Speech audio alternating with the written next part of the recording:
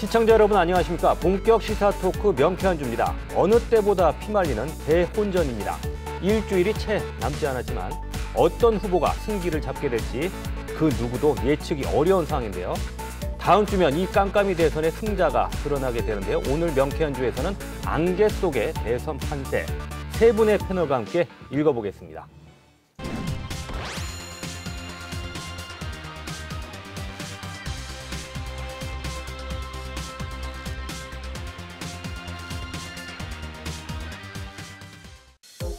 네, 최근 여론조사 추세부터 살펴보겠습니다. 한동안은 윤석열 후보의 지지율이 이재명 후보를 앞서는가 했더니 최근에는 다시 또 이재명 후보가 추격하면서 오차 범위 안에서 초접전이거나 이재명 후보가 앞서는 결과도 나오고 있습니다. 아직까지 승자의 윤곽이 잡히지 않고 있는데요. 세 분께서는 현재 판세 어떻게 읽고 계신지 먼저 말씀해 주시죠. 일단 오늘부터 이제 새로운 여론조사가 이제 공표되는 게 이제 금지가 되죠. 사실 이제 뭐 기존 데이터 그리고 어쨌든 이 정치권에 돌아가는 선거판에 돌아가는 분위기만 종합해가지고 어쨌든 상상의 영역으로 우리가 접근을 할 수밖에 없는 지금 상황인데 어쨌든 지금 보이는 거는 더불어민주당 이재명 대선 후보 같은 경우에는 접촉면이 점점 넓어지고 있는 모습이 일단은 보이고 있습니다. 일단은 뭐 그 김동연 후보하고 이제 사실상 단일화 합의를 지금 한 것 같고. 그리고 어쨌든 그 정치 개혁안 관련해 가지고 정의당 심상정 후보의 개혁안 제안에 대해서 이재명 후보가 어쨌든 그 TV 토론회에서 이걸 수용하는 모습. 그리고 실제로 의원총회를 통해 가지고 이거를 결의하는 수순까지 밟아가면서 어쨌든 굉장히 좀 유연성 있고 확장성에 대한 좀 열려 있는 모습을 지금 많이 보여주고 있거든요. 저는 정치가 상대방의 발목을 잡고 이렇게 음해하고 이런 것이 아니라 국민을 위해서 누가 더 열심히 일하는가를 실적을 가지고 경쟁하고 검증받는 것이어야 한다고 생각합니다. 그래서 통합정부가 반드시 필요하고 더 나쁜 정권 교체를 넘어서서 정치 교체가 꼭 필요하다고 생각합니다. 정말로 좋은 기회를 맞았습니다. 이번에 정치 교체해서 제3의 선택이 가능한 정치 체제 만들어야 합니다. 부상의 변호사님은 어떤 생각이신가요? 국민의힘의 그 안철수 후보와 윤석열 후보의 단일화와 관련된 부분이 안철수 후보 쪽에서 다시 그 불씨를 살리려고 하는 모습을 볼 수 있습니다. 그러니까 윤석열 후보 입장에서는 지금까지 보여왔던 단일화와 관련된 모든 이슈들을 다 품겠다고 해서 실무 협상들을 진행해 왔었기 때문에 안철수 후보 쪽에서 다시 제안을 해온다면 이 불씨는 다시 살아날 것이라고 보고요. 저희 안철수, 윤석열 두 사람은 오늘 더 좋은 대한민국을 만드는 시작으로서의 정권교체, 더 좋은 정권교체를 위한 뜻을 모으기로 했습니다. 오늘 단일화 선언으로 완벽한 정권교체가 실현될 것임을 추호도 믿어 의심치 않습니다. 저 안철수는 윤석열 후보를 지지하기로 했습니다.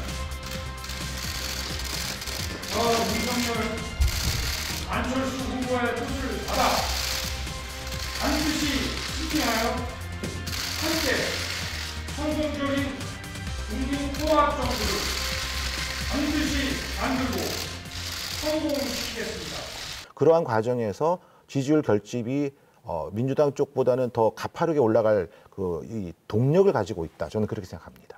강호진 센터장님의 시각은 어떤지 궁금합니다. 마지막 남아있는 변수는 이제 단일화였는데 선거는 또 3월 9일이니까 전날까지 또 어떤 변수가 있을지 모르겠지만 유권자 입장에서는 이미 투표 용지가 이제 인쇄되는 과정 아니겠습니까? 그래서 그 효과가 어느 정도 파급력인지 상당히 좀 모를 부분이 있고요.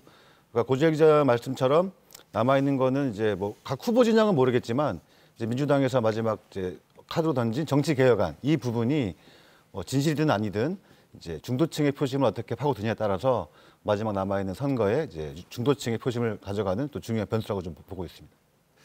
이번 선거의 특징이 지금 이재명 후보, 윤석열 후보, 양당 후보들의 지지율 격차가 계속 출렁이고 있거든요. 이런 선거를 처음 보는 것 같은데 양당 후보의 격차가 계속 그 줄어들었다가 늘었다가 하지만 계속 그 좀 초접전인 양상이 벌어지고 있는데 가장 큰 원인은 뭐라고 보시는지 좀 말씀해 주시죠. 그러니까 우리가 전통적으로 이제 선거가 이제 뭐 인물, 이슈, 구도다라는 그런 얘기들을 많이 하지 않습니까? 이번 선거를 전체적으로 관통하는 어떤 이슈라든가 이게 좀 약간 딱 특정해가지고 찾기는 좀 약간 어려운 것 같습니다. 없어요. 예, 예. 그럼 결국 이건 인물의 문제가 저는 아닌가 싶은데 이재명 후보 같은 경우에도 지금 뭐 지지율이 전통적으로 이제 민주당 그러니까 민주당 지지층의 완전한 결집이라고 보기 어려운 40% 언저리에서 지금 왔다 갔다 하고 있고요. 윤석열 후보 같은 경우에도 이제 좀 약간 후보 자체의 어떤 뭐 실언이라든가 발언 문제라든가 이렇게 좀 그런 모습이라든가 좀 일사불란하지 못한 어떤 그 캠프 안에 그 어떤 분란 이런 것들이 노출이 되면서 후보들의 그때그때 이제 일희일비에 따라 가지고 지지율이 좀 약간 왔다 갔다 하는 게 아닌가 지금 그런 상황으로 저는 보고 싶습니다.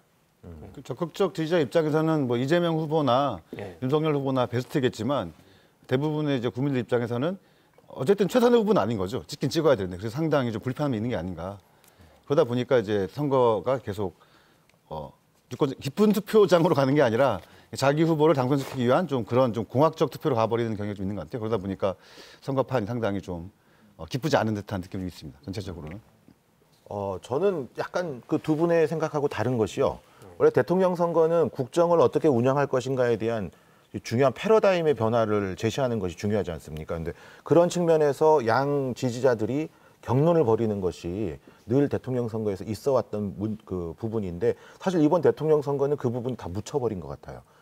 더 정확하게 말하면 제시하지 못한 것 같습니다. 그렇기 때문에 네거티브 선거전이 이번 선거의 핵심이 돼버렸고 네거티브 선거전을 펼칠수록 유권자들은 양비론적인 시각을 갖게 된다고 봅니다. 그렇기 때문에 지지율의 결집이기보다는 비호감이 덜한 쪽으로 그때그때 변화되는 것이 역대 선거에 비해서 훨씬 높다. 그런 측면에서 이재명 후보든 윤석열 후보든 그 외에 뭐 안철수 후보를 비롯한 다른 후보들도 자신이 가지고 있는 강점을 어떻게 내세울 것이냐를 그 무엇보다도 중요하게 생각하고 선거 전략으로 삼을 거예요. 특히 이재명 후보 같은 경우 경제 대통령 이렇게 얘기하고 있죠. 그런데 그렇게 얘기하는 이재명 후보의 그 선거 구호에 대해서도 결국 네거티브전이 벌어질 수밖에 없는 것이 아까 우리 고재일 기자님 말씀하셨던 것처럼 인물론에서 이 부족함들이 나타나기 때문에 그 얘기를 하는 적합한 인물인가로 다시 돌아가면서 네거티브전이 또 돼버리는 겁니다. 그러니까 이번 선거에서 계속 경랑을 우리가 볼 수밖에 없었던 이유는 아까 말씀하신 인물론인데 그 인물론에서 더 중요한 부분은 네거티브 선거전이 돼버렸기 때문이다. 저는 그렇게 얘기하고 싶습니다. 그 네거티브 선거전 이야기 나네요. 그러면 그 양당 후보들의 선거 운동 한번 평가해 보겠습니다. 이제 선거 운동도 거의 끝나가고 있죠. 짧게는 뭐 공식 선거 운동 기간 20일 정도, 길게는 뭐 한 몇 개월 정도 이제 그 양당이 선거전을 벌였는데 후보들의 그 선거 운동 이번에 어떻게 보셨는지, 어떻게 평가하시는지 한 분씩 말씀해 주시죠. 그러니까 심리학에서 굉장히 유명한 표현 중에 코끼리는 생각하지 마. 라는 그런 표현이 있다라고 하더라고요. 코끼리는 생각하지 마라는 얘기를 듣자마자 메시지를 듣자마자 코끼리가 생각이 안 나는 게 아니고 계속 코끼리만 생각날 수밖에 없는 그런 건데 선관위가 표현의 어떤 자유의 규제를 풀었다고는 하지만은 사실 이게 좀 어떻게 보면 좀 안 좋은 작용을 하는 게 아닌가 싶기도 한데 그야말로 겁대가리 없이 겁 없이 어디 건방지게 국민에게 달려듭니까? 아주 버르장머리가 없어져서 격떨어지는 이런 후진 인격의 소유자가 사실 이번 선거의 또 특징 중에 하나가 좀 그런 게 있더라고요. 이제 뭐 어퍼컷, 하이킥, 방망이. 그러니까 퍼포먼스와 짧은 메시지. 뭐 이제 윤석열 후보 같은 경우에 이제 그 뭐 SNS를 통해 가지고 뭐 여성가족부 폐지, 뭐 해가지고 그러니까 이런 걸 보면은 본질이 무엇이냐라기보다는 이게 어떻게 보이느냐에 대한 고민이 굉장히 캠프에서 굉장히 많았고 그에 대한 대책들이 좀 많이 내놓은 것 같다라는 그런 생각이 들더라고요. 그래서 뭐 따져 묻고 꼼꼼하게 이렇게 뭐 좀 살피는 그런 분위기가 된 게 아니고 맥락과 정황을 거세해가지고 굉장히 유권자로 하여금 직관적인 사고로만 판단을 하게 하는 사실 그런 거 보면은 굉장히 좀 피곤한 대선이 된 게 아닌가 개인적으로 그렇게 생각을 해봅니다. 네. 메시지가 좀 잘못됐다고 보는데 변호사님 말씀처럼 대통령 선거는 또 한국 사회를 전환시킨 중요한 계기인데 사실 국민의힘 같은 경우에는 정권 교체만 있었을 뿐이지 정권 교체 이후에 어떤 대한민국인가에서는 좀 명확하지 않았던 게 있는 것 같아요. 반면 민주당 같은 경우에도 뭐 경제 대통령도 얘기하긴 했지만 그 것들을 명료하게 뒷받침해가지고 내놓을 수 있는 것 메시지를 내놓지 않고 오히려 상대방에 공격하다 보니까 선거판 자체가 상당히 조금 혼탁도 하고 국민 입장에서는 미래를 좀 설계할 수 있는데 보탬이 되지 못하는 선거가 됐던 것 같습니다. 또 저는 그 두 분의 말씀에 덧붙여서 한 가지 더 드리고 싶은 말씀은 이번 선거는 진짜 유권자의 역할이 굉장히 중요한 선거다 이렇게 생각합니다. 그러니까 그 전에 유권자는 후보 진영에서 내세우는 여러 가지 퍼포먼스 또는 공약에 수동적인 입장을 취했던 것 같아요. 그러니까 그 공약이 얼마나 구체적이고 또 이게 실현 가능한지에 대한 그런 분석이나 이런 거는 모두 다 이제 여론에 맡기고 언론조사, 언론기관에 맡기고 본인은 그걸 보고 판단만 하는 그런 입장에 있었는데 이번 선거에서는 그렇게 해서는 이 혼탁한 상황에서 올바른 판단을 내리기가 굉장히 어렵다. 그래서 진짜 현명한 유권자의 판단이 필요하다는 말씀을 드리고 싶습니다. 원래 정치인들은 유권자들을 현혹하는 어떤 액션을 취하거나 또는 뭐 이빨린 소리를 하는 것에 굉장히 유혹에 약해요. 그렇기 때문에 그 정치인이 가지고 있는 뭐 본성이 무엇이냐와 관계없이 그런 유혹에 약한 정치인의 속성을 잘 파악하셔서 그 후보들이 얘기하는 여러 가지 공약이나 그 사람들이 하는 그 표현, 거기에만 매몰되지 마시고 진짜 그렇게 할 사람인지에 대한 판단을 해주시는 그런 선거가 됐으면 좋겠습니다. 선관위에서 나오신 분 같네요. 자, 그러면 지금 이슈가 없었다는 분도 계시긴 한데 어찌됐건 뭐 치열한 공방들이 있었거든요. 지금 뭐 짧게는 20여일, 길게는 뭐 1년 가까이 된 이번 그 대선에서 가장 큰 이슈는 무엇이었다고 보시는지, 예, 이 부분 한번 얘기해 주시죠. 예. 자, 뭐 대장동 이슈하고 본부장 이슈가 가장 치열하게 대립했던 그런 선거가 아니었나 생각합니다. 다만 대장동 이슈 관련해서는 이제 초반기에는 이제 이재명 후보에게 상당히 불리했었는데 가면 갈수록 그게 좀 희석화되면서 녹취록 파동과 함께 이게 어떤 쪽으로 흘러갈지 모르는 상황인 것 같고요. 본부장 이슈는 어쨌든 지금 계속 검증 중인데 이제 그 효과가 아직은 좀 크지 않은 것 같은 느낌이 듭니다. 예. 저는 이번에 딱 보면서 줄리 의혹 그리고 뭐 7시간 녹취록 뭐 그리고 뭐 지금 또 최근에 이제 거의 뭐 선거 앞두고 이제 뭐 도이치모터스 주가 조작이라든가 삼부 토건 뭐 이런 얘기들이 많이 나오고 있지 않습니까? 거기에 더해서 이재명 후보 같은 경우에는 뭐 모녀 살인을 한 조카를 변호했다는 전력이라든가 그리고 아들의 도박, 성매매 그리고 또 부인의 그 과잉 이전, 법인카드 사용 논란에서 나오고 있는데 이슈 하나하나를 들여다보면은 굉장히 좀 약간 뭐 물론 논란의 소지가 있고 이거에 대해서 좀 한번 이슈가 붙을 만한 좀 그런 폭발성은 분명히 있는 것 같습니다만은 이번 선거를 들여다보면은 이게 어떤 이 불이 제대로 붙지는 않고 있다 이슈에 대해서 사실 그러면 어떤 공격 포인트를 그럼 잘못 잡은 게 아닌가 이런 생각도 해볼 수도 있고요. 아까 이제 강호진 센터장님 얘기를 하셨습니다만은 그래도 이번 대선에서 가장 큰 이슈 논란이 되는 어떤 찬반의 지점을 찾으려면 역시 저는 대장동 이슈가 아닐까라는 그런 생각은 합니다. 그래서 사실 이제 뭐 이게 이준석 국민의힘 대표가 이제 초기에 이거는 뭐 이제 이재명 시장 당시에 이제 뭐 부패 아니면 무능의 프레임을 이렇게 제시를 하면서 좀 요거에 대해서 민주당 측에서 반발도 있었는데 사실 어쨌든 가면 갈수록 이 이슈는 정말 누구의 책임을 묻기 어려운 그런 생각도 많이 들더라고요. 대장동 사건은 지금 여러분들도 언론 보도를 통해서 아시겠습니다만 사실은 수사기관이 제대로 수사를 하고 있지 않다라는 법조계의 비판을 아주 강력하게 받고 있습니다. 그리고 그에 비해서 윤석열 후보와 관련된 뭐 공수처의 수사나 또 다른 수사들은 굉장히 많은 수사 인력을 투여해서 수사를 했던 것이고요. 그럼에도 불구하고 윤석열 후보나 그 주변 인물에 대한 여러 가지 의혹들은 사실이 아닌 것으로 밝혀지고 있습니다. 여기에 한 가지 덧붙여서 말씀드릴 것은 사법부입니다. 사법부. 문재인 정부가 들어서 적폐를 청산하겠다고 해서 여러 가지 수사를 벌인 그거와 동시에 벌어진 수사에서 나온 것이 울산시장 선거 개입 사건. 이 사건은 지금 4년이 지났는데 1심 재판이 제대로 진행을 못하고 있는 상황이에요. 이건 뭘 뜻하느냐 하면 문재인 정부가 공권력을 이용해서 선거에 개입하는 그러한 사례들을 얼마나 효율적으로 부패 척결의 차원에서 수사와 재판이 이루어지는가를 판단할 수 있는 것이고 그것이 이 정권 교체의 합당한 이유가 될 것이냐 말 것이냐를 판단함에 있어서 유권자들이 중요한 판단 요소가 되는 것인데 그러한 부분들이 다 막혀 있다는 겁니다. 대장동 이슈가 굉장히 중요한 이슈임에도 불구하고 지금 그 부분에 대한 수사가 제대로 되고 있지 않다는 것이 그 실체를 규명하지 못해서 일반 유권자들에게는 아, 이거 과연 이재명 후보가 돈을 받았다는 거야, 말았다는 거야? 이 궁금증을 해소하지 못하고 있다는 것입니다. 이 후보가 대장동 사업에서 자신은 1,000억만 챙기면 된다고 했다는 녹취록도 최근에 공개됐습니다. 이거 대통령 선거가 끝나더라도 특검해가지고 반드시 특검하자는 거 동의해 주시고 두 번째, 거기서 문제가 드러나면 대통령이 당선돼도 책임지자. 동의하십니까? 이거 보세요. 동의하십니까? 이거 보세요. 동의하십니까? 어? 지금까지 동의하십니까? 다수당으로서 수사도 다 회피하고 동의하십니까? 지금 뭐 대통령 선거가 국민학교 애들 반장 선거입니까?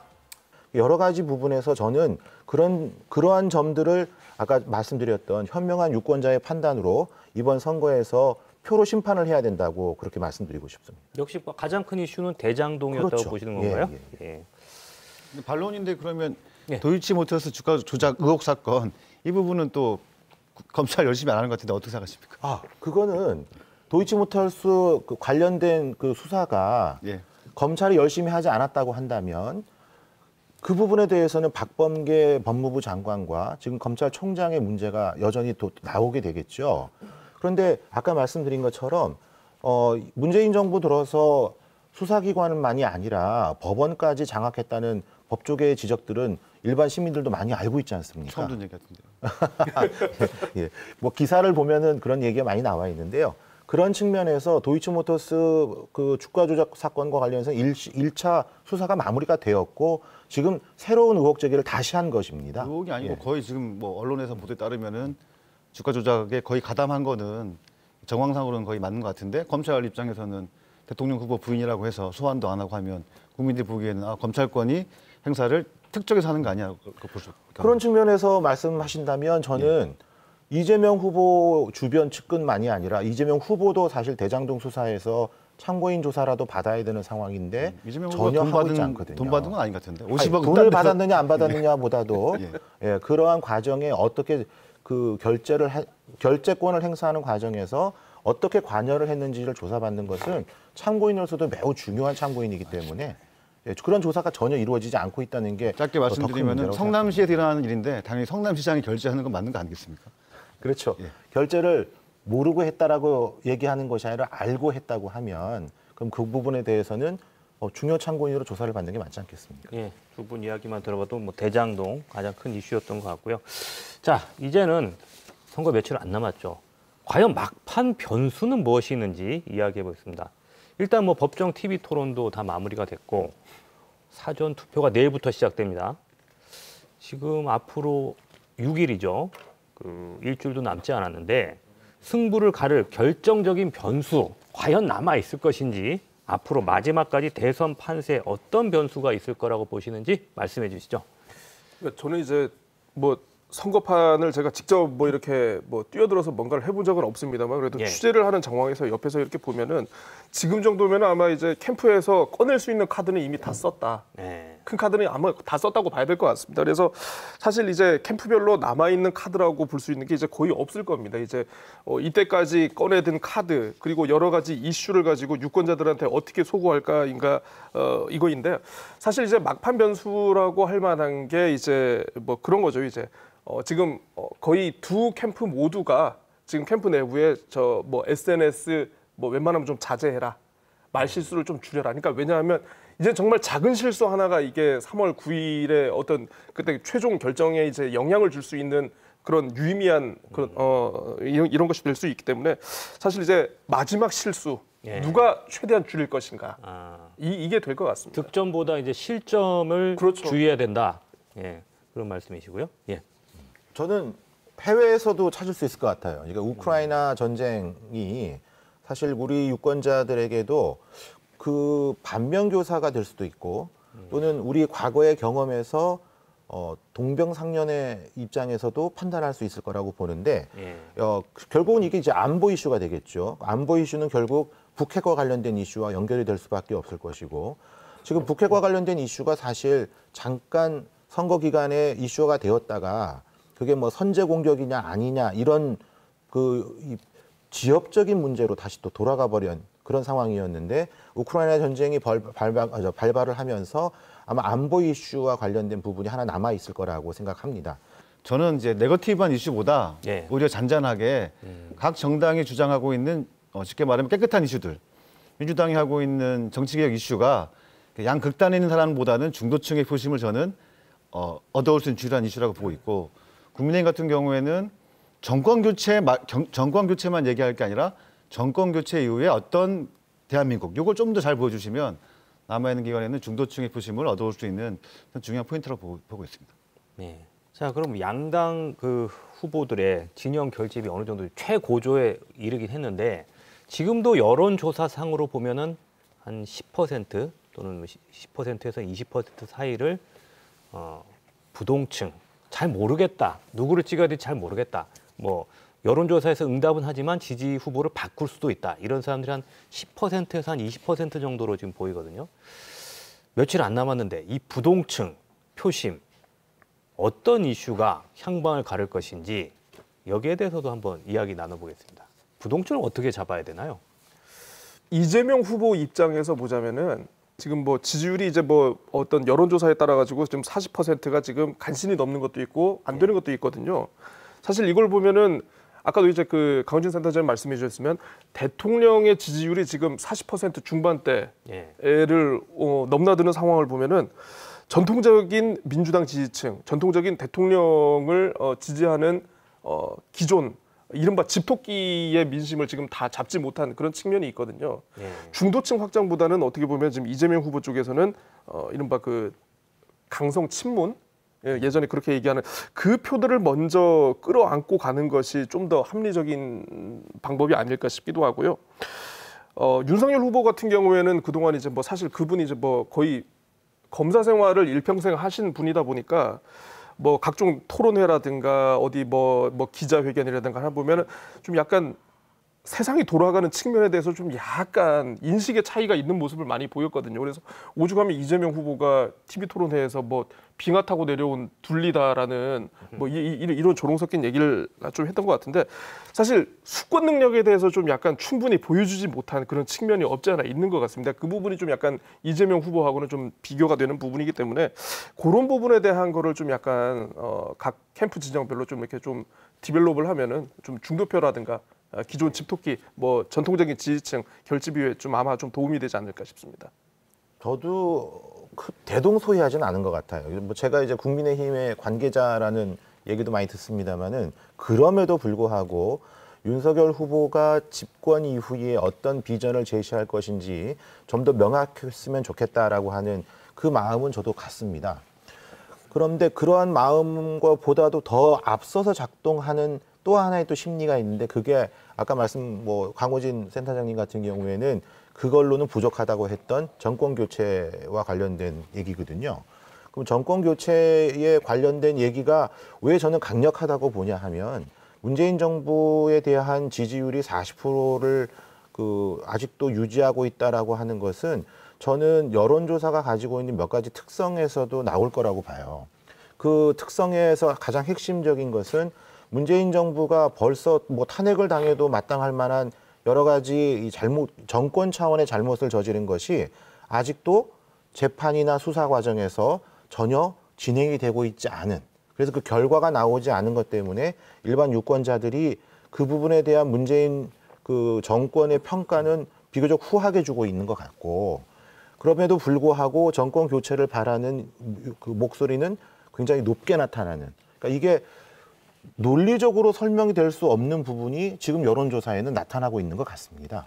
근데 그러한 측면에서 부동층을 잡기 위해서는 결국은 문재인 정부의 실정, 그 부분을 어떻게 이제 더 드러낼 것이냐, 여기에 좀 초점이 더 맞춰져야 되는데 그게 캠프에서 하기에는 역량의 한계는 분명히 있을 겁니다. 그러면 결국 언론기관이 문재인 정부에 대한 평가가 같이 이제 이루어지는 과정에서 그게 사실상의 선거에 영향을 미치게 되지 않을까 이렇게 보는데요. 역대 선거에서 그 새로 출범하게 되는 대통령 선거 결과를 거기에 초점을 맞추다 보니까 지금 문재인 정부에 대한 평가가 소홀해지는 부분을 충분히 생각은 할 수 있겠습니다만은 그럼에도 불구하고 앞으로 선거 과정에서는 문재인 정부에 대한 평가가 왜 지금 이렇게 나오고 있는지에 대한 분석들, 그리고 그걸 유권자들이 판단할 수 있는 그런 심층적인 기획 보도가 나오기를 좀 바랍니다. 제가 한 가지 질문 드리면요. 예. 실제로 선거를 치러 보셨잖아요. 예, 예. 부동층이 변수가 됩니까? 됩니다. 예. 어떻게? 그러니까 부동층 중에 우선은 노출되지 않는 부동층이 항상 있는 것 같아요. 예를 들어 지금 여론조사를 하면 ARS 같은 경우는 비교적 시간이 짧지만 면접조사 같은 경우에는 근무 시간 중에도 전화가 많이 가거든요. 근데 근무 시간 중에 대부분의 사람들은 전화를 끊어버리게 됩니다. 그런데 그런 과정에서 어떤 사람들이 그러면은 전화를 많이 받을 것인가를 우리가 추측할 수밖에 없는데 그러한 추측상에는 정치에 관심이 많은 사람들이 대부분 들어가게 될 것이다. 이렇게 결론을 내릴 수 있죠. 그러다 보면 부동층의 우리가 정말로 말할 수 있는 부동층에 대한 조사가 제대로 안 될 가능성이 매우 높은 그런 조사 방법을 지금 취하고 있는 것 같다. 이런 지적들이 있습니다. 예. 그래서 부동층이 투표하는 과정에서 영향을 미치는 부분들을 사실은 캠프가 많이 놓쳐요. 왜냐하면 노출이 잘 안 되기 때문에 그렇습니다. 남아있는 부동층이라는 거는 사실 정치적 무관심층이거나 아니면 선거가 흙탕물에서 싫은 거잖아요. 이런 부분들을 극복할 수 있는 방법은 각 캠프가 저는 이제 더 이상 네거티브한 것보다는 그렇죠. 예. 마지막 자신들이 하고 싶은 정말 최상의 정책, 민주당이면 코로나 정책, 그다음 국민의힘이면 정권 교체 이후 무슨 나라 이거 정확하게 보여주면 맞습니다. 저는 그 틀에서 유권자들도 판단할 거라고 보고 있습니다. 예. 그럼 이쯤에서 과연 이번 대선 최종 결과가 어떤 식으로 될 건지 예측을 한번 부탁드려 볼게요. 선거법의 그 범위에서 위반하지 않는 범위에서 예, 한번 부동층 얘기를 하셨습니다. 지금 두 분이 어쨌든 얘기를 했는데 사실 누가 부동층을 많이 가지고 가느냐가 그 차이가 아닐까 싶은데 사실 지금 캠프 진영별로는 이제 연령대별로 이렇게 분석은 좀 된 것 같아요. 그래서 예를 들어서 5, 60대 이상은 윤석열 후보 쪽에 유리할 것이고 3, 40대는 이재명 후보 그리고 이제 20, 30대 가운데서도 이제 20대 남성들은 윤석열 후보 그리고 20, 30대 여성들은 또 이제 이재명 후보 좀 이렇게 계산들을 하고 있는 것 같은데 사실 나름대로 이제 그 기존의 그 전통적인 지지층과 이제 요런 분들에 대해서 어떤 식으로 이제 정책적으로 소구하는 그런 측면도 분명히 필요해 보이긴 합니다만은 확장성에 있어서 지금 한계를 보이고 있는 면 그에 반해서 이제 어떤 민주당에서는 어쨌든 모멘텀을 잡고 지금 확장성에 있어가지고 계속 뭔가를 지금 보여줄 수 있는 계제들이 많다는 점을 고려하면은 그래도 지금 상황에서는 민주당 이재명 후보가 조금 더 낫지 않을까라고 한번 감히 추측을 해봅니다. 마지막 흐름은 민주당 쪽이 그렇습니다. 유리할 수 있다. 예. 그 분석에 대해서 저도 전적으로 동의합니다. 예. 그렇기 때문에 국민의힘은 막판까지 최선을 다해야 되는 모습이 우리 강호진 센터장님 말씀하셨던 것처럼 정권 교체 이후에 어떠한 정보를 보여줄 것인지에 대해서 국민들에게 이제 신뢰를 얻어야 된다는 것. 그런데 이제 저건 국민의힘 입장에서는 이런 부분들을 놓칠 수 없을 것 같아요. 그러니까 어떤 것이냐. 국민들이 코로나로 인해서 경제적인 어려움을 겪고 있다. 그러면 경제적인 어려움을 겪게 되면 어떤 방식으로든 안정되게 정권을 유지하는 것보단 교체하는 쪽으로 갈 가능성이 더 높은 것이 그간의 이제 선거에서 보여줬던 패턴이거든요. 그 측면을 더 강조하기를 좀 바랍니다. 그러니까 국민들을 위해서 어떤 방식으로 경제를 활성화할 것이냐인데 그런 측면에서 최근에 경제 전문지에서 지적하는 인플레와 관련된 부분은 우리 서민들이 놓치고 있었던 부분이어서 굉장히 중요하게 저는 보고 있습니다. 코로나로 인해서 많은 재정적인 확장을 깨워하는 그 과정에서 인플레를 피하기 어렵다는 지적들을 해왔는데 그 인플레이션이 벌어지게 되면 실제 큰 고통을 받는 것은 서민층, 경제적 약자층 네, 그런 측면에서 어떤 대안을 갖고 있는지를 보여주는 모습. 그러니까 경제가 결국 막판의 선거 표심에서 부동층에게는 굉장히 중요한 이슈이고 그것을 안정적으로 보여주는 모습에서 득표 요인이 있을 것이다. 그래서 저는 부동층을 잡기 위한 국민의힘의 마지막 노력은 거기에 있다고 봅니다. 선거 최종 결과는 어떻게 예측하세요? 저는 이길 거라고 보는데요. 아까 누가요? 말씀드린 것처럼 예. 정권 교체를 바라는 국민의 여론이 식지 않고 있다는 것. 거기에서 중요한 근거를 좀 제시하고 싶습니다. 격차는 벌어질 걸로 보시나요? 뭐 어떻게? 격차는 박빙일 거라고 박빙일 저는 것으로 생각합니다. 보신다. 예. 예. 강원진 센터장님 어떻게 지금 2주 전이었으면은 이제 윤석열 후보가 예. 당선 가능성이 높았다고 봤는데 제가 어쨌든 선거는 추세니까 추세를 보면은 이제 여러 가지 요인들이 이제 오히려 이재명 후보 쪽으로 많이 가고 있는 게 있고 또 변호사님 말씀처럼 안정적인 것들을 바라는 사람들 입장에서는 오히려 뭐 오늘 상황으로는 이제 오히려 안정성은 윤석열 후보보다 이재명 민주당 후보 쪽으로 많이 이제 가고 있어서 뭐 제가 용한 점쟁이는 아니지만 예. 서울을 이기는 후보가 이길 건데 예. 서울에서 이재명 후보가 이기면 대통령이 된다고 봅니다. 예. 알겠습니다. 다음 제주가 주에 이 시간에 이 부분 다시 한번 맞았는지 살펴보겠습니다. 자, 마지막으로요. 제주가 과연 민심의 풍향계가 될 것인지 이 부분도 짧게 이야기 나눠보겠습니다.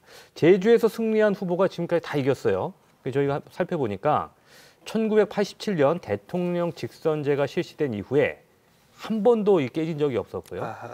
2000년 이후만 봐도요. 16대 대선에서 2002년 노무현 후보 56%, 이해창 후보 39.9%. 17대 대선에서도 이명박 후보가 정동영 후보를 앞섰고요. 38대 32. 2012년이죠. 역대 가장 초접전이었던 18대 대선에서도 박근혜 후보 50.5%, 문재인 후보 49%. 전국 득표율하고도 거의 비슷했습니다. 지난번 대선에서도 문재인 후보 45.5%, 안철수 후보 20.9%, 홍준표 후보 18.3%. 안철수 후보와 홍준표 후보의 순위는 바뀌었는데 문재인 후보의 전체적인 득표율이라든지 이런 부분은 거의 일치했거든요. 그래서 역대 대선에서 제주가 민심의 풍향계였다는 이야기가 나오는데 현재 제주 판세는 일단 어떻게 보시는지 말씀해 주시죠. 저희가 제주가 이제 우리 민심의 풍향계라는 표현을 많이 쓰지 않습니까? 예. 사실 뭐 구자님도 그렇고 이제 뭐 저희도 그렇고 이제 기사를 쓰는 입장에서 보면은 예. 좀 약간 씁니다. 그런 식으로 많이 쓰면서 어떻게 보면 제주의 민심이 어떤 이 전국을 뭔가 대표하고 표본으로 내세울 수 있는 좀 그런 걸 얘기를 많이 하는데 사실 좀 보니까요. 제주보다 정확한 곳이 좀 몇 군데가 있습니다. 있어요? 예, 뭐 경기도 하남시, 뭐 그리고 뭐 충북 청주 상당구 같은 경우에는 당선자뿐만 아니고 1, 2, 3, 4위까지 거의 득표율까지 정확하게 맞아 떨어졌다라고 하더라고요. 뭐 그렇다고 이제 제주가 민심의 대표성이 없는 건 아니냐, 뭐 이렇게까지 얘기할 수는 없는데 보면은 참 제주가 우리가 경기도 같으면은 뭐 다양한 산업군이라든가. 어떤 도농 복합 지역에 어떤 골고루 반영이 돼 있어가지고 이게 민심으로 투영된다라는 좀 그런 게 없지 않아 있을 건데 제주는 뭐 산업군도 아시는 것처럼 우리가 3차 산업 종사자들이 많고 상대적으로 이제 다른 지역에 비해서 좀 노령 인구가 많은데 그런 상황에서 어쨌든 결과적으로는 이렇게 딱딱딱딱 맞추는 걸 보면은 정말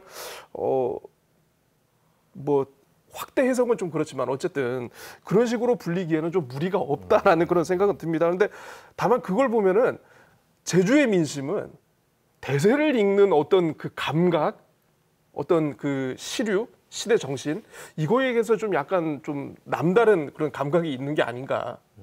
요렇게밖에 추정을 해볼 수가 없더라고요, 저는. 그럼 현재 그 제주 판세 앞으로 이번 대선에서 어떻게 결과 예측하시는지 거기까지 말씀해 주시죠.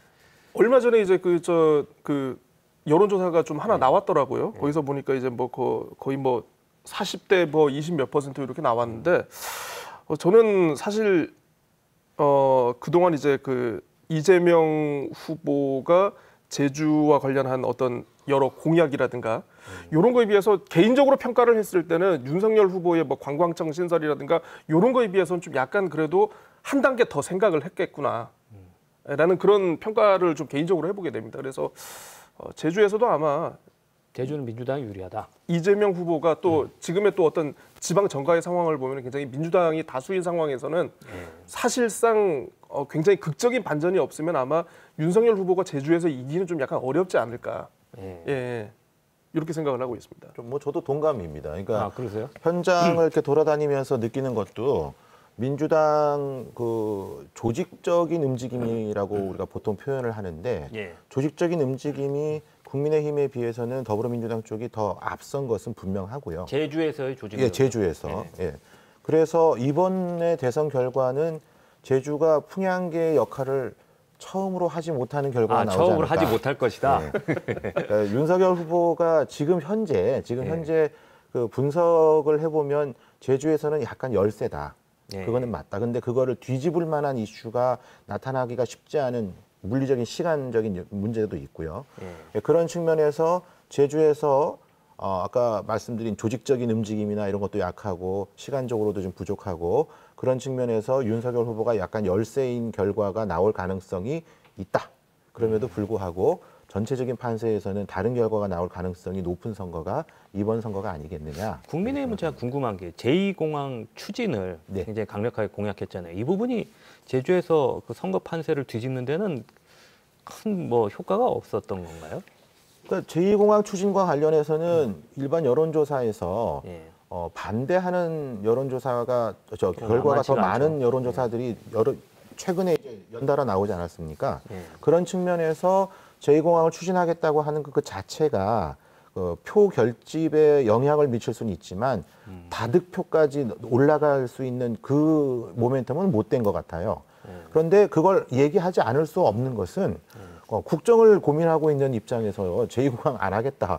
이건 정말 무책임한 것이기 때문에 오히려 하겠다는 명확한 의사표시를 하는 것이 불안정성을 없애주는 측면에서는 의미가 있었다고 생각합니다. 국정을 고민하는 입장에서는 제공하지 말아야 되는 거 아닙니까? 도민의 뜻을 받들어가지고. 자, 강호진 센터장님 보시는 지금 현재 제주 판세 그리고 이번 대선에서 최종 결과 어떻게 될 건지. 일단 선관위 좀 눈치를 봐야 되기 때문에 저는 5차 법인에서 초접전. 그러나 경영적으로는 이재명 후보 쪽으로 가고 있다 이렇게 보고 있습니다. 제주도에서는. 지금 현재 그 주변에서 느끼시는 뭐 제주 민심은 뭐 어떻게 지금 민주당 쪽으로 많이 유리하다고 보시는 건가요? 아니요, 뭐 그 전까지는 상당히 윤석열 후보에 대한 지지가 되게 컸었는데 이제 선거 시작한 이후에는 아까 말씀하신 대로 조직력이라든가 당세를 봤을 때는 과거와는 달리 집권 여당이 민주당이 상당히 이제 짜임새게 하고 있더라고요. 한 가지 궁금한 게 선거에서 조직력이라는 게 어떻게 나타나는 기본 조직력은 있어야 되는 거죠. 뭐 유세를 하더라도 각 권역별로 해야 되는데 그런 것들이 상대적으로는 이제 다른 정당보다는 민주당이 상당히 튼튼하게 되어 있는 것 같습니다. 길거리 가시면 파란색 잠바가 되게 많이 보이거든요. 네, 알겠습니다. 그거는 이제 돈의 문제도 있습니다. 자, 그럼 이 부분도 다음 주에 세 분의 예측 맞았는지 살펴보도록 하겠습니다. 네, 내일이면 사전 투표가 시작됩니다. 선택의 시간 얼마 남아있지 않지만 그 짧은 기간이 대한민국의 향후 5년을 결정합니다. 앞으로 일주일 숙고의 시간 되어야겠습니다. 늦은 시간까지 시청해 주셔서 고맙습니다. 명쾌한 주 다음 주에 뵙겠습니다.